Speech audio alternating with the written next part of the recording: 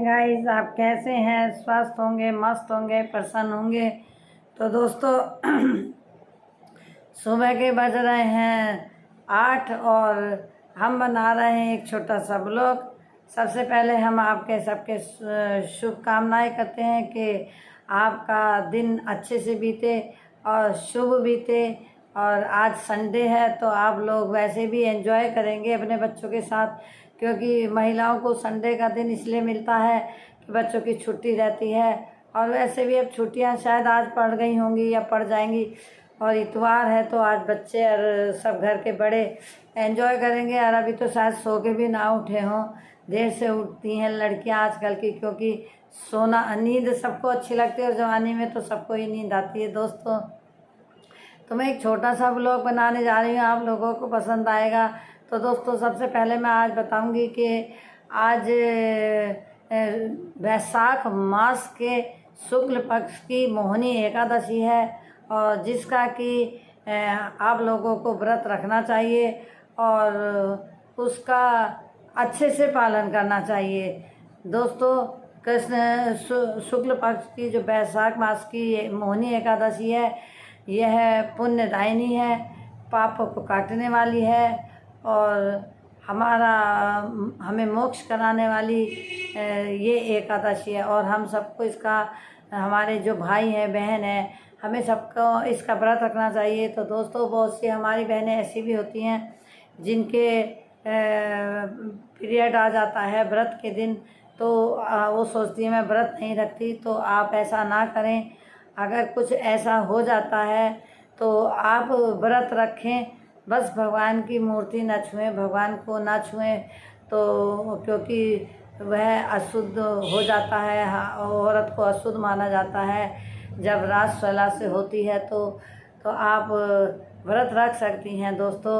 और आज सवेरे सवेरे उठकर नहा धोकर और अपने भगवान के को चरणामृत से यानी पंचामृत से नहलाएं और भगवान के आसन पे पीला कपड़ा बिछाएं, भगवान को पीले फूल अर्पण करें और भगवान को सबको तिलक लगाएं, पवित्रीकरण करें, जल छिड़के भगवान के ऊपर, तिलक लगाएं, माला पहनाएं और भगवान का प्रसाद बनाएं। और आज दोस्तों भगवान को फल से भोग लगाएं और तुलसी पत्र भी आप अपने प्रसाद में रखें, क्योंकि भगवान श्री हरि तुलसी से बहुत प्रसन्न होते हैं। तभी कार्तिक मास में तुलसा को सामने रख के पूजा की जाती है। तो भगवान श्री हरि ने तुलसा को वचन भी दे रखा था, तो जहाँ पे भी विष्णु भगवान की पूजा होती है तो वहाँ पर तुलसा जी का जो प्रसाद इसीलिए होता है। तो दोस्तों आज के दिन आप जैसे तुलसा माता गौ माता हैं, गौ माता को आप कोई फल भी खिला सकते हैं और कोई भी जैसे कुट्टी के लिए भी पैसे दे सकते हैं उनके लिए। और आज के दिन मंदिर में आप जा कर के दीपदान भी कर सकते हैं, पूजा पाठ भी कर सकते हैं। और दोस्तों शाम को मंदिर में जाकर कीर्तन करना चाहिए। एकादशी के दिन कीर्तन करने का बहुत महत्व है। और रात में जागरण करें दोस्तों, रात में जागरण का एकादशी के अंदर बहुत ज़्यादा महत्व है। और बिस्तर पे ना सोएं, धरती पर सोएं। और वैसे भी आजकल बहुत गर्मी हो रही है, तो अगर आप ज़मीन पे सोएंगे तो आपको इससे भी ज़्यादा अच्छा फल मिलेगा। और रात में जब तक आप जगें तो कोई भी किताब ऐसी वैसी ना पढ़ें, वीडियो ना देखें, अगर देखें तो भगवान की देखें। और रात में भगवान का भजन करते रहें, स्मरण करते रहें, चिंतन करते रहें। दोस्तों भगवान की पूजा किसी इंसान को ऐसे ही नहीं मिलती, बड़े पुण्य भाग से इंसान का जीवन मिलता है। बड़े पुण्य भाग से मानव योनि में आता है, 84 लाख योनियों से निकल कर के ये इंसान की योनि मिलती है। और मैंने तो एक किताब में पढ़ा है कि आदमी 35 लाख बार तो पेड़ की योनि में जाता है, क्योंकि आदमी अपने जीवन में कभी कोई पेड़ उखाड़ के फेंक देता है, कोई कटवा देता है। तो जो हम ये लोग बड़े बड़े पेड़ कटवाते हैं ना, तो ये रोते हैं। तो इसलिए इन्हें अगर कटवाना है तो कटवाने से पहले इनका पहले पूजन करें, इन्हें मुंह मीठा करें और इन्हें मनावें और इनसे कहें कि हमसे गलती हमें मजबूरी में हटाना पड़ रहा है आपको, और तब जा कर के ये करें। तो दोस्तों, एकादशी के बहुत नियम हैं, बहुत ज़्यादा। अपने बड़ों की सेवा करनी चाहिए। एकादशी के दिन अपने बड़ों का, एकादशी के दिन क्या, वैसे भी 12 महीने करना चाहिए, लेकिन माता पिता का दिल नहीं दुखाना चाहिए। और दोस्तों, एकादशी के दिन जब आप पूजा शुरू करें तो अपने हाथ में ऐसे अपने हाथ कर लें और इसमें फूल, कलावा, जल, तिलक, मिठाई, पैसे, सब चीज़ें रख लें। और उसके बाद भगवान से कहें कि भगवान, अगर आपको मंत्र नहीं आता है तो आप भगवान से कहें, हे भगवान, आज मैं एकादशी का व्रत रखूँगा, आज मोहिनी एकादशी का मेरा व्रत है, मैं आज इसका व्रत करूँगा। तो आप उसका मैं इस व्रत को अच्छी से निर्वाह कर सकूँ और मैं श्रद्धा भक्ति से व्रत रख सकूँ और ये मेरा व्रत पूरा हो। तो आप भगवान के आगे ऐसा कहें तो भगवान आपकी इच्छा पूर्ण ज़रूर करेगा। और जो लोग व्रत नहीं रख सकते हैं वो भी अगर ये ऐसी कामना कर लें कि मैं आज व्रत रखूँगा या मैं रखता पर मेरी सेहत खराब, अगर वो एक बार भावना से भी सोचता है तो उसे इस एकादशी का फल प्राप्त होता है।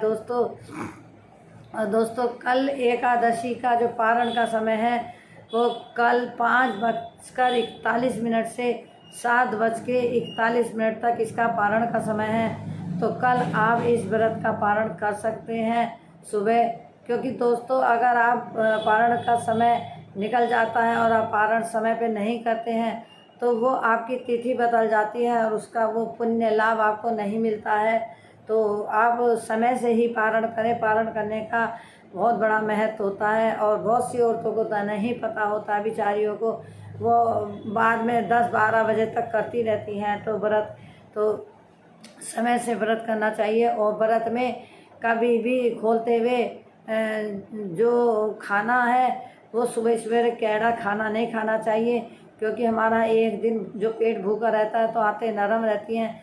तो हमें सुबह सुबह नरम खाना खाना चाहिए, कुछ नरम चीज़, जैसे तोरी है, तोरी में थोड़ा सा फुल्का खाओ, एक खाओ, बार बार ना, एकदम से खाना ना खाओ। या मूंग की दाल उबाल के आप सुबह सुबह मूंग की दाल में खीरा नींबू डाल के खाएं, मैं तो वही खाती हूँ। तो दोस्तों, अगर आपका अगले दिन भी कोई व्रत है तो आप फल से व्रत खोलें और समय पे खोलें। और व्रत का समय से खोलना बहुत बड़ा महत्व रखता है। तो और दोस्तों, ज़मीन पे ही सोना चाहिए। और जो आपने अपना सामान निकाला था, अपने जो संकल्प ऐसे करके करा था, उसमें सामान जो निकाला था, पैसे निकाले थे, वो आप पंडित जी को जा कर के दे आएँ और बता दें कि मेरा आज एकादशी का व्रत है, मैंने संकल्प किया था, पंडित जी को दे दें। और अगले दिन पंडित जी को सीधा निकाल के दें। जैसे चावल नहीं खाते हैं एकादशी में, तो चावल, आटा और मीठा दक्षिणा पंडित जी के हाथ में दे दें। और उसके बाद थोड़ा सा जल, पंडित जी ही आपको आचमन कराएंगे तो आपका व्रत वहीं खुल जाएगा। और उसके बाद समय के रहते आते कोई ना कोई चीज़ अपने मुंह में ज़रूर रख लें, क्योंकि व्रत फिर अगली तिथि लग जाती है। दोस्तों, हर चीज़ का, खाने का, पीने का समय होता है। जिस तरह शादी का समय होता है, जिस तरह बच्चे के पालने का समय होता है, पढ़ने का, इसी तरह व्रत के साथ भी विधान है कि खोलने का समय होता है। तो आप समय के रहते ही व्रत खोलें। व्रत के बाद में खोलने का वो पुण्य आपको प्राप्त नहीं होगा। और दोस्तों, मैं तो एक बात कहूँगी कि व्रत का उद्यापन कभी नहीं करना चाहिए, क्योंकि व्रत का उद्यापन से क्या मतलब है कि आप भगवान की पूजा छोड़ना चाहते हैं, उसके व्रत से फारिग होना चाहते हैं। आपसे जैसे भी व्रत रखा जाए, आप आखिरी सांस तक व्रत रखो, भगवान का नाम लो, उद्यापन के बारे में मत सोचो। अगर आपको कुछ देना ही है तो आप वैसे भी भगवान, हर एकादशी को आप कुछ ना कुछ दान कर दीजिए, अगर आपको दान करना है।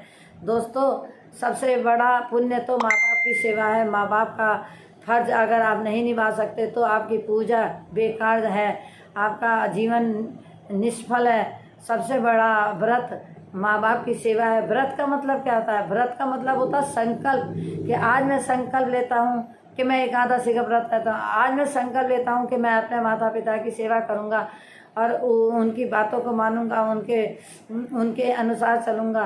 व्रत का मतलब भूखे पेट ही रहना नहीं है। तो दोस्तों व्रत व्रत इसे कहते हैं व्रत।